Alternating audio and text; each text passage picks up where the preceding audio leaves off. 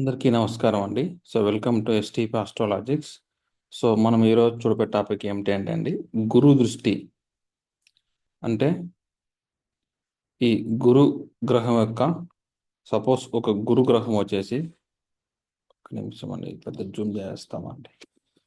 గురు గ్రహము త్రికోణము అధిపతులను అంటే త్రికోణ భావాలని, గురువు ఒక భావంలో ఉంటాడు కదా సార్ మన జాతకంలో.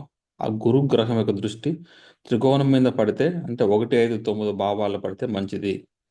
కేంద్రంలో 1, 4, 7 పొద భావాల్లో మంచిది. ధన లాభ స్థానాల్లో గురు దృష్టి పడితే మంచిది. కానీ దుస్థానం ఉంటుంది కదా సార్, 3, 6, 8, 12 ఈ 4 భావాలలో గురు యొక్క దృష్టి పడితే అది మంచిది కాదు. అక్కడ మనకు చెడు ఫలితాలు ఉంటాయి అనేటిగా అర్థం సార్. గురుగ్రహము మంచే కాదు, చెడు కూడా చేస్తుంది అనేది మన యొక్క కాన్సెప్ట్ అండి వచ్చేసి. ఓకేనండి, అది డీటెయిల్గా చూద్దాం సార్ లోపల వచ్చి.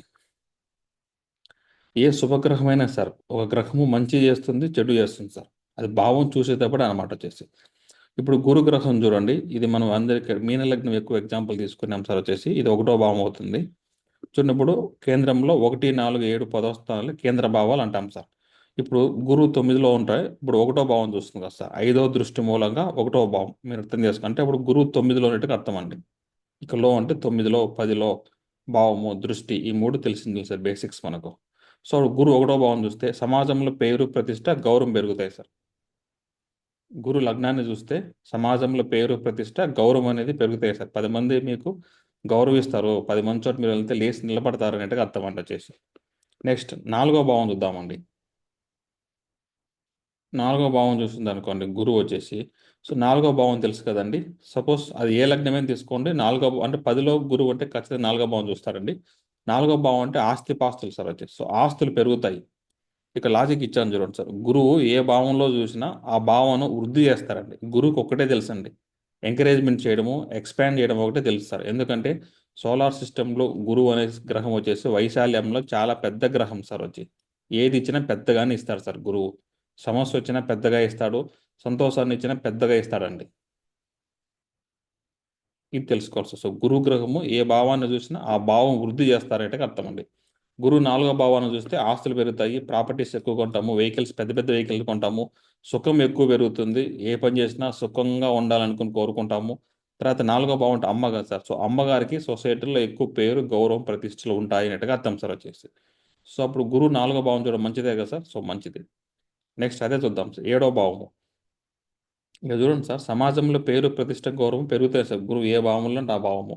1వ భావం చూస్తే జాతకుడికి, 4వ భావం చూస్తే అమ్మగారికి పెరుగుతాయి సొసైటీలో పేరు గౌరవం. ఇక్కడ చూడండి, గురువు 7వ భావం అండి వచ్చేసి. 11లో గురువు ఉంటే 7వ భావాన్ని గురువు చూస్తాడు సార్ వచ్చేసి.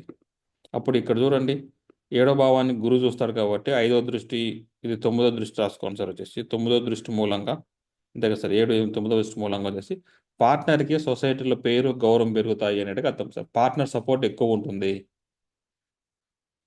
అనేట్టుగా అర్థం అండి వచ్చేసి. గురువు ఏ భావం చూస్తాడో ఆ భావానికి సంబంధించిన వ్యక్తులను గౌరవిస్తాడు. ఆ ఆ భావానికి సంబంధించిన విషయాలలో ఎక్కువ ఎక్స్పాండ్ చేస్తాడు సార్ వచ్చి. అంటే అర్థం. గురు 10వ భావం చూడండి, వృత్తిలో అభివృద్ధి జరుగుతుంది సార్. అంటే 10వ భావం అంటే వ్యాపారం కదండి, వ్యాపారం చేయడం కానీ జాబ్ కానీ తీసుకుంటాం సార్ వచ్చేసి.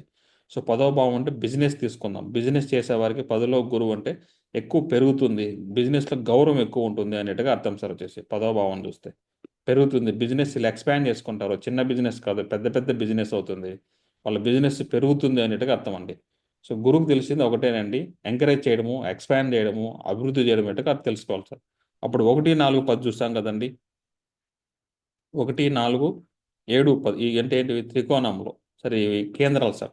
1, 4, 7, 10 అంటే కేంద్రాలు. అప్పుడు కేంద్రము స్థానాలకు భావాలకు గురు దృష్టి మంచిదే అనేట్టుగా చెప్పొచ్చండి. ఓకే.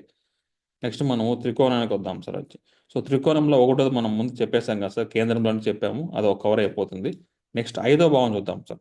గురువు 5వ భావం చూస్తే ఏమవుతుందంటే మనసుకు నచ్చిన కోరికలు పెరుగుతాయండి. 5వ భావం అంటే కోరిక స్థానం సార్, లవ్, ప్రేమ. అప్పుడు 5వ భావం గురు చూస్తే ప్రేమించు, ఇంకా ఒకరిని కాదు ఇద్దరిని ముగ్గురిని ప్రేమించు అన్నట్టుగా అంటాం సార్. అదే సార్ గురువుకు తెలిసిండేది, ఎక్స్పాండ్ చేస్తారు. ఒకరిని కాదు ఇద్దరు ముగ్గురు ప్రేమించు, ఎక్కువ మందిని ప్రేమించు. 5వ భావం గురువు చూస్తే అంటే ప్రేమించడం అనేది దాంట్లో తేడా ఉంది కదా సార్. మనుషుల్ని ప్రేమగా చూడడం వేరే, ఒక అమ్మాయిని ప్రేమించడం వేరేనండి. వాళ్ళు ఒక అమ్మాయిని ప్రేమించిన తర్వాత మిగతా వాళ్ళు ప్రేమగా చూసుకుంటారనేట్టుగా అర్థం సార్. అలా తీసుకోవచ్చు, అలా తీసుకోవచ్చు. ఓకేనండి. అది మనకు వేరే కాన్సెప్ట్. ఓకేనా. ఎలా అని తీసుకోవచ్చు. సో వాళ్ళు ఎక్కువ మంది ప్రేమిస్తారు సార్. ప్రేమ పెరుగుతుంది. ఐదో భావం అంటే పిల్లలు కదా సార్. సో పిల్లలకు సమాజంలో పేరు ప్రతిష్ట గౌరవం పెరుగుతాయి సార్. ఐదో భావాన్ని గురువు చూస్తే. సో మంచిదే కదా సార్. త్రికోణంలో గురువు ఉన్నా, త్రికోణం అధిపతి గురువు చూసినా మంచిదే సార్ వచ్చి అది. నెక్స్ట్ తొమ్మిదో భావానికి గురువు చూస్తే, సో లగ్నానికి ఇక్కడ మూడులో ఉంటాడు కాబట్టి తొమ్మిదో భావానికి గురువు చూస్తే ఇది ఏడో దృష్టి పడుతుంది కదా సార్. అప్పుడు ఏం జరుగుతుంది చూడండి. తొమ్మిదో భావం అంటే అదృష్టం సార్.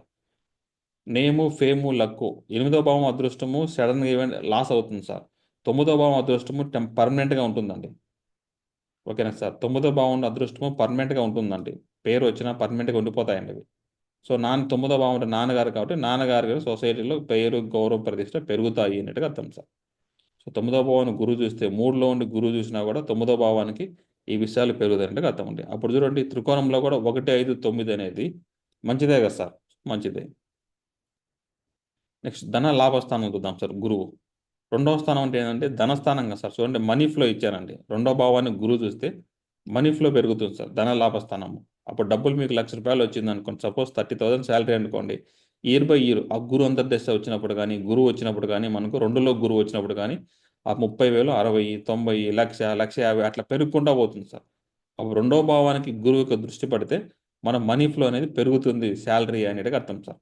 రెండో భావం అనేది మాట స్థానం కదా సార్. సో మన మాటకు గౌరవం కూడా పెరుగుతుంది. ఎప్పుడు గౌరవం పెరుగుతుంది సార్? డబ్బులు పెరిగితే మాట గౌరవం పెరుగుతుంది సార్. తర్వాత ఏముంది? కుటుంబ ఎదుగుదల పెరుగుతుంది. చూడు 3 లింక్ ఉన్నాయి చూడండి సార్. అంతా మనీతో లింక్ ఏం చూడండి సార్. డబ్బులు సంపాదిస్తే గౌరవం పెరుగుతుంది, మాట పెరుగుతుంది, కుటుంబానికి పెరుగుతుంది. మనం శాలరీ సంపాదించాము అనుకోండి ₹1,00,000 కారు కొంటామండి. కారు కొంటే సొసైటీలో గౌరవం పెరుగుతుంది. గౌరవం పెరిగితే కార్లో కుటుంబం అంతా పెరుగుతుంది. అందరం వెళ్తాం కాబట్టి కుటుంబానికి కలిపి అంతా మనకు గౌరవం వస్తుంది అంటే అర్థం సార్ వచ్చేసి. సో అది. సో రెండో స్థానానికి గురువు చూడడం మంచిదే సార్. 11వ స్థానం చూడండి లాభస్థానం అంట. కోరికలు పెరుగుతాయి సార్. 11వ స్థానంలో గురువు చూస్తే 11వ భావానికి ఎక్కువ కోరికలు ఉంటాయి సార్ వాళ్ళకు. పెరుగుతూ ఉంటాయి. ఒక కోరిక పోతే ఇంకో కోరిక పెద్ద పెద్ద కోరికలు ఉంటాయి సార్. అన్నీ జరుగుతాయి సార్. పెంచుతారనమాట కోరిక స్థానాన్ని వచ్చేసి. చిన్న కోరిక వద్దు, పెద్ద విల్లా తీసుకోవాలి, ఇల్లు కొనుక్కోకూడదు, విల్లా తీసుకోవాలి అన్నట్టుగా ఆశ ఉంటుందండి. చిన్న కారు తీసుకోకూడదు, పెద్ద కారు తీసుకోవాలి, BMW కారు తీసుకోవాలని ఆశలు ఉంటాయి సార్. సో గురువు వాటికి ఎంకరేజ్ చేస్తారన్నమాట. తీసుకో, పో పో పో అనేసి. అదండి. సో ఇంతవరకు ఓకే కదా సార్. గురువు ఈ భావాలు కేంద్రము, త్రికోణము, ధన లాభస్థానం చూడడం మంచిదే కదా సార్. ఇప్పుడు రండి, ఇప్పుడు గురువు యొక్క నెగిటివ్ సైడ్ తెలుసుకుందాం సార్. మూడో స్థానం చూసారనుకోండి గురువు యొక్క దృష్టి. మూడో భావం చూస్తే ధైర్యం పెరుగుతుంది. సో ధైర్యం పెరిగితే ఏం చేస్తాము? ఆస్తులు అమ్మడం జరుగుతుందండి. సేల్ ఆఫ్ ప్రాపర్టీస్ జరుగుతాయి. మన ఇంట్లో వెహికల్స్ ఉంటే వెహికల్స్ అమ్ముతాం, ల్యాండ్ ఉంటే ల్యాండ్ అమ్ముతాం, ఇల్లు ఉంటే ఇల్లు అమ్ముతాం. సో అమ్మడానికి ధైర్యం పెరుగుతుంది సార్. సో అప్పుడు గురువు మూడో భావాన్ని చూడడం వల్ల కొంచెం నెగిటివే కదా సార్. సో బ్యాడ్ అందుకే రాశాను అనమాట. మనిషికి అవసరం లేనివన్నీ ఏంటేంటో ఏ భావాలంటే 3, 6, 8, 12 సార్ వచ్చేసి. ఒక ప్రాపర్టీ అమ్మడం మనకి ఇష్టమా సార్? ఇష్టం లేదు. శత్రువులు చూడండి. ఆరో భావం చూసి చూడండి. ఇక్కడ 10లో అంటే దృష్టి పడుతుంది కదా సార్. 9వ దృష్టి 7, 8, 9 ఆరో భావం చూస్తే గురువు గాన ఆరో భావం తెలుసు కదా సార్. అప్పులు పెరుగుతాయి. శత్రువులు పెరుగుతారు. ఆరోగ్య సమస్యలు కాబట్టి ఆరోగ్య సమస్యలు పెరుగుతాయండి. చూడండి సార్. అప్పుడు గురువు ఆరో భావాన్ని చూస్తే ఏమేమి పెరుగుతాయి? అప్పులు పెరుగుతాయి, శత్రువులు పెరుగుతారు, ఆరోగ్య సమస్యలు పెరుగుతారు సార్. గురువుకి ఒకటే సార్ తెలిసింది ఎంకరేజ్ చేయడం. మీకు చిన్న వ్యాధి ఉందనుకోండి, దాన్ని పెద్ద డెవలప్ చేసేది ఎవరంటే గురువే సార్ వచ్చేసి. గుర్తుపెట్టుకోండి సార్. మనకుండే వ్యాధిని ఎవరు పెద్దగా డెవలప్మెంట్ చేస్తారంటే గురుగ్రహం ఒక్కరే డెవలప్మెంట్ చేస్తారండి.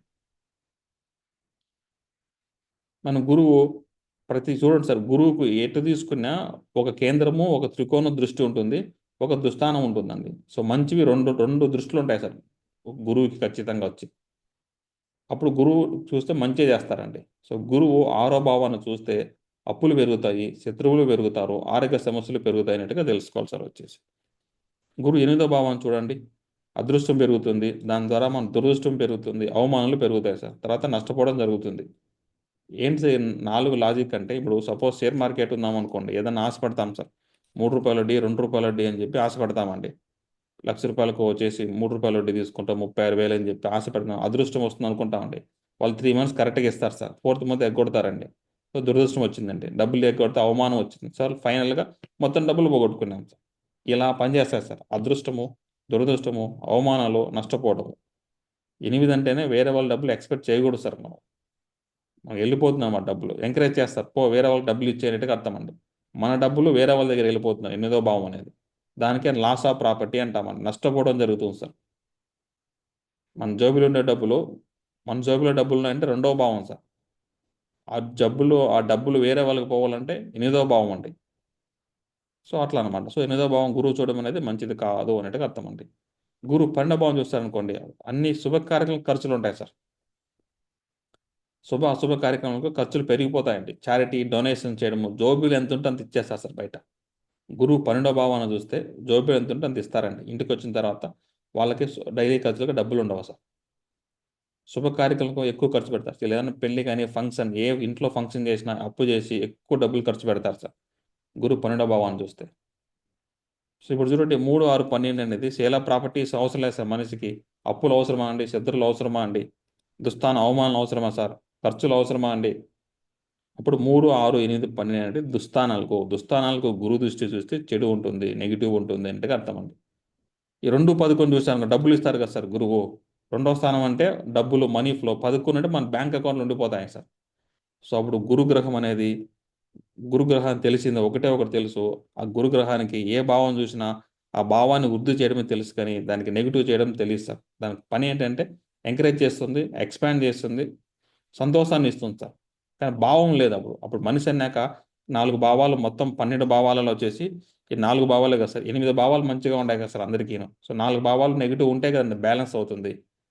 సో మనకు ఇన్బిల్ట్గానే మన జాతకంలోనే ప్రకృతిగానే భావాల్లో కూడా 4 భావాలు నెగిటివ్గా ఉన్నాయి, 8 భావాలు పాజిటివ్గా ఉన్నాయని మనం అర్థం చేసుకోవాలి సార్ వచ్చి.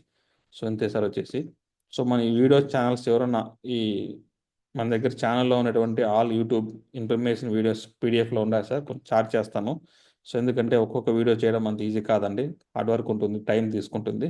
సో మాకు జ్యోతిష్యం ఇంట్రెస్ట్ ఉంది సార్, మీకు కొంచెం వీడియోస్ నేను పీడిఎఫ్ కావాలనుకునే వరకు ఇవి మీరు మా దగ్గర వచ్చి తీసుకొస్తారు వచ్చేసి. సో ఓకే అండి. So thank for watching this video sir వచ్చి. ఇక్కడ యూట్యూబ్లో ఉండే ఇన్ఫర్మేషన్స్ ఇక్కడ ఉన్నాయి కదా సార్ వచ్చి.